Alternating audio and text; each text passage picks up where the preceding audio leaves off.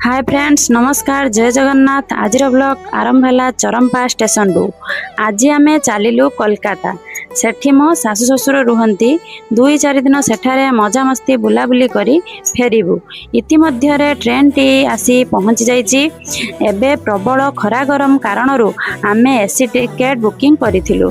दीर्घ 4.5 घंटा अतिक्रम कला परे आमे आसी ठीक 12:40 रे हावड़ा स्टेशन रे पहुँची गलु। एठारे उल्लै सारिबा परे सूर्य ताप को लोकों भिड़ पुणी आम डिसाइड कलु एसी टैक्सी बुकिंग करी बसा को जीवाकू। यही देखंतु हावड़ा ब्रिज जहाँ को कहती रवींद्र सेतु, जहाँ की हुगुली नदी उपरे अवस्थित, जहाँ गंगार एक शाखा नदी। यह एक पवित्र नदी। एबे देखंतु यूबी किपरि दौड़ी दौड़ी ता जेजेंक पाखकू जाउची। जदि आपण मानकू आम भिडियोटी भल लागिथिबो ताहाले आम चैनल को लाइक शेयर सब्सक्राइब करिवे। रहिली जय जगन्नाथ।